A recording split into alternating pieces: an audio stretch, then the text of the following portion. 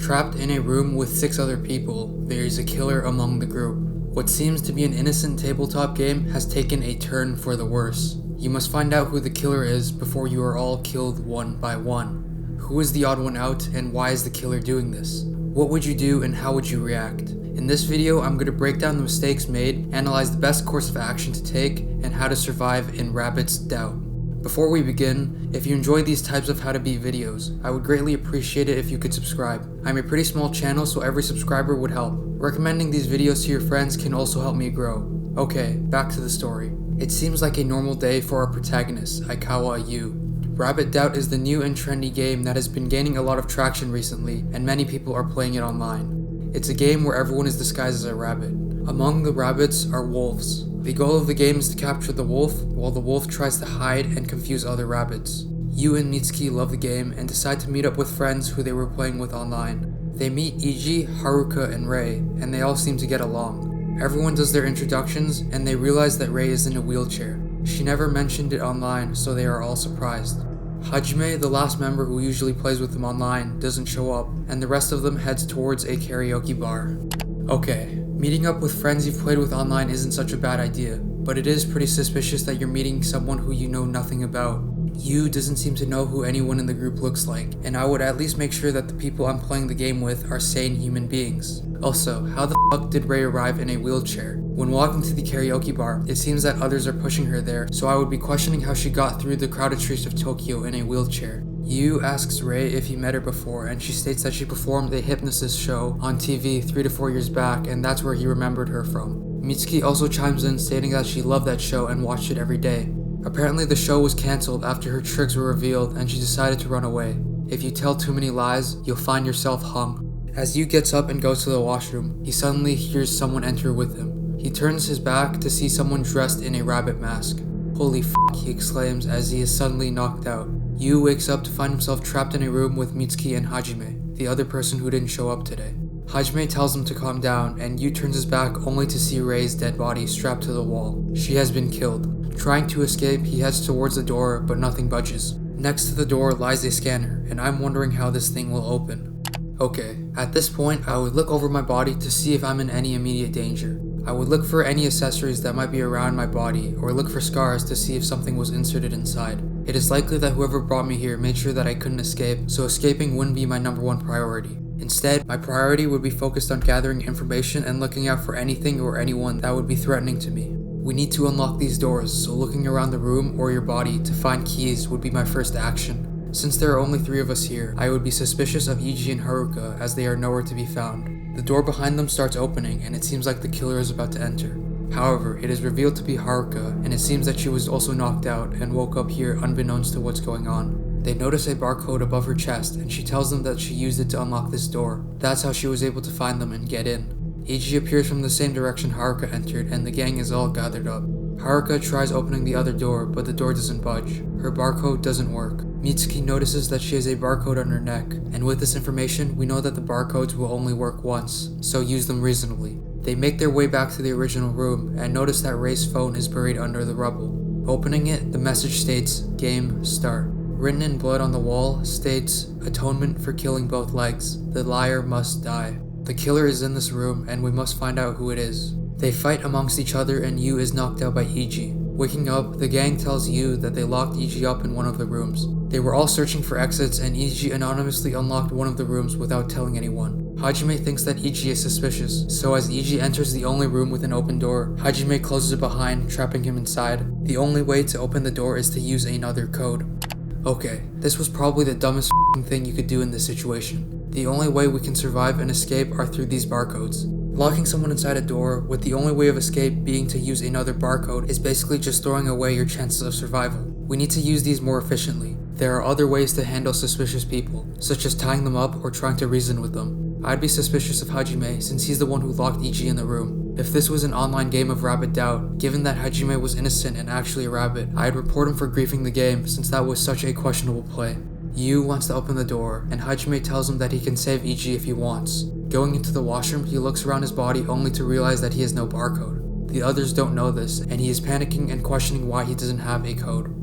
Okay, this is a pretty sticky situation. There are only two plays that you can make. Tell them or hide it, and both of them lead to losing situations. If you tell them, they'll be suspicious and will accuse you for being a rabbit, leading to your death. However, if you don't tell them, they will find out sooner or later. In that situation, there is a 0% chance that you can convince them that you aren't Rabbit, as you've been withholding information since the start of the game. So I would go with the first play of telling them the truth to try to clear up the confusion. The group goes down a hallway and uses Hajime's code to open a suspicious looking door. The place is dark, unsettling, and filled with drugs. They open a curtain, and to their surprise they see someone with a rabbit mask. He seems to be asleep as the two sneak up behind him. Is he the one who trapped them all in here? Initial reaction would lead me to believe so. However, thinking logically, that should not be the case. If someone planned to trap us all in this facility, they would at least hide themselves properly instead of sitting backwards faced asleep in an open room. We should assume that the ones behind this are smart and not go with our initial gut or feeling. Hajime and Yu sneak up behind only to realize that the person in the rabbit mask is not moving. He falls to the floor and Hajime thinks that he died from morphine overdose, evident from all the needles around him. Feeling glad that the wolf is dead, they all believe that they have survived until suddenly the guy wakes up. He gets on top of Yu, strangling him, but just as Yu is about to run out of air, the guy falls to the floor and is pronounced dead. Apparently there was a thumbtack inside the mask, and as soon as Yu pushed him over, the poison took effect, leading to his death. Okay, this is rookie mistake number 1. This guy was hella suspicious, and I would at least confirm whether this guy is alive before turning my back and investigating further. After confirming the state he is in, I would tie him up and restrict his movement in case he becomes aggressive. We saw a lot of drugs while entering this room, so I would assume that this guy has gone crazy at some point. Then I would ask him any questions about the game. Keeping him alive while leaving yourself vulnerable will only get you killed. Since this guy is probably just another victim, evident by his barcode, there is still a wolf among the group. They use the dead person's barcode to unlock another door, and it leads them towards a storage room. Inside, they find many books and come across a window. This could be their chance to escape. Moving the shelves, it is revealed that the window is barricaded by bars. They try throwing heavy objects at the bar and try screaming for help, but nothing seems to be working. What seems like a ray of hope turns out to be a dead end. Okay, if I were in this situation, I would panic too, but hindsight is 20/20, and analyzing the situation further, we can guarantee our escape. It seems that there's nothing attached to our bodies, so if we escape from the room, we would be able to run away without anything going off. But the problem is, how do we get out? The answer to this is by using chemistry. Combining iron oxide, aluminum shavings, and magnesium fuse creates thermite. When thermite is ignited by heat, it undergoes an exothermic reaction, creating bursts of heat and high temperature in a small area, which would be able to melt the bars. Iron oxide or rust is already present on the bars. There is plenty of aluminum in the storage room, as the shelves are most likely made out of it. Now the problem is finding magnesium. Magnesium would be a hard substance to find. However, if we think back to the beginning of the game, we would realize that Ray came here in a wheelchair. Older wheelchairs use magnesium for the smaller wheels, which gives us our final component to melt the bars. This would lead to our escape. I wouldn't expect these guys to be able to know all of this, but this channel breaks down all the mistakes made and analyzes the best situation, as there is a clear path of escape right here. As they search the room, Haruka opens up a folder only to notice something suspicious. Yu asks if she's okay as she looks pale, and Haruka says that she needs to go to the washroom. She asks Mitsuki to go to the washroom with her as she is scared, but all of a sudden, she ambushes her from behind, calling her a liar. Yu and Hajime both hear a scream and runs towards the washroom. Haruka exits and shows Yu the book. Why is Mitsuki the only one included in the book? As Yu is trying to understand what is going on since him and Mitsuki are dating, Haruka tells him to confess. Just admit it, you two are the wolves, aren't you? She asks Yu to show her where his barcode is to prove that he is innocent, but Yu is unable to because he doesn't have a barcode. Ouch, not telling the truth at the beginning is really starting to bite him in the ass. I wouldn't blame Haruka in this situation, as Yu is most likely to be the wolf since he doesn't have a barcode. As they back Yu down in a corner, Haruka and Hajime tie him up, trying to get him to confess. Yu keeps stating that he isn't a wolf, but they don't believe him. The two split up to look for more clues. Hajime takes Yu up with him to the surveillance room to check if there was anything on the tapes, and Haruka goes back to the upper floor. Okay, splitting up is not a bad idea if you have everyone who is suspicious locked up and restricted because it creates more efficiency. But in this situation, it's a pretty bad idea since there are two people who could still be roaming the halls, Eiji and Mitsuki. Not to mention that Hajime is also a bit suspicious and might be the wolf, so by losing vision of everyone, you are giving yourself less information to work off of. As Hajime finishes looking at the tapes and the surveillance, he gets up leaving Yu behind. On the cameras, Yu is able to see everyone. Mitsuki is in the washroom injured, Haruka is on the upper floor, and Eiji is locked up inside the room sleeping. However, someone appears from the bottom of Eiji's screen. It looks like someone is in the room with him. All you can do is watch while he yells at Iji to wake up, but it can't be helped. He watches as Iji is dismembered and hung by the wolf. Okay, thinking logically, the initial instinct is that Hajime is the wolf, as he is the only one not on vision. But that leaves us to wonder, how the f did he get into the room? There was only one way to enter and one way to exit, so I'm using this info to assume that the wolf has access to all the doors. The lights go out and Yu hears footsteps. There's someone in the room with him. He is surprised to see Hajime, as Hajime tells him to calm down and ask what just happened. Yu tells him what happened to Iji and they both go to fix the lights. Hajime unties Yu's ropes as they head towards the light, and using this opportunity, Yu jumps on Hajime, beating him to a pulp and ties him up. Hajime was the only one he didn't see on cameras, so he concluded that it was him. He turns on the lights and heads back to the washroom only to find Mitsuki lying there. He treats her wounds and they all head back to the storage room along with Hajime. In the storage room, they find convincing evidence pointing towards Haruka. Everyone brought in here was convicted of crimes that indirectly affected Haruka. They must have been killed for retribution. Suddenly, one of the doors open, and Yu goes to check it out. He leaves Mitsuki behind since she has a high fever and keeps Hajime tied up. Opening the room, he finds quite a view. The place is full of rabbit heads and weapons. Opening some files, he sees a list of participants with their names crossed out. This is not the first time this game has been played. He bashes the wall out of frustration and suddenly hears a loud thud. Under him appears Haruka's head, all chopped off. If she isn't the wolf, who is? Yu panics and heads back towards Mitsuki and Hajime as they might be in danger. The killer is still on the loose. Entering back into the storage room, this place has been torn apart. Hajime's restraints have been taken off and Yu looks at the video cameras only to see that Mitsuki has been hanged. Hajime appears behind Yu and Yu attacks him, telling him to die, but all of a sudden, Hajime states that the rabbit was the one who attacked him and took Mitsuki away. Therefore, the killer must have been Yu. Okay, everything in this situation doesn't add up. From our perspective, it's clear that Hajime is the killer, but from Hajime's perspective, the killer is Yu. Given that both players are telling the truth, there must be one more person among us that hasn't shown themselves pulling the strings.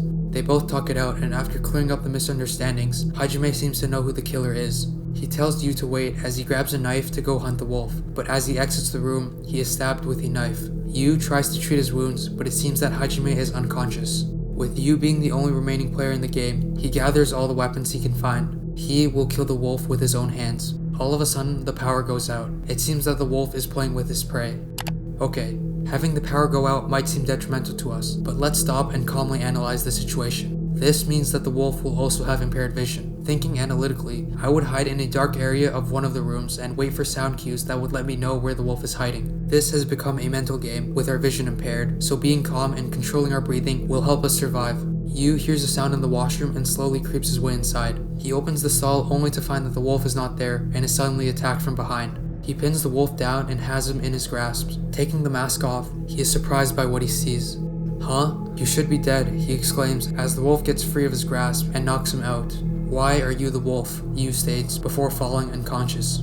He wakes up strapped to an edge and all of a sudden the wolf appears behind him. Mitsuki is revealed to be the wolf. She states that everyone in this world who lied to her should die for their sins. This bitch is crazy and I'd be scared for what's about to happen. However, something is off. It seems as if Mitsuki is acting in a weird manner. It's almost like she's become another person and is just spewing random lies from her mouth. Mitsuki states that she won't be satisfied until everyone is hanged and goes back to try to find Hajime. All of a sudden, Hajime appears behind Yu and gives him a knife. He overheard everything and the two are planning to make a run for it. He breaks free of the ropes and starts running away with Hajime.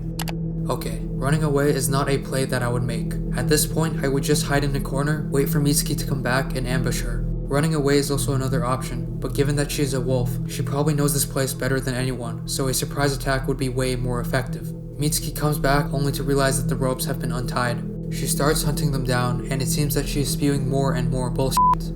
Everything that she has been stating up to this point doesn't add up. She says that people who lied to her should die, but Yu never lied to her in the first place. As Mitsuki goes for the finishing blow on Yu, she is stabbed with a knife by Yu and goes unconscious.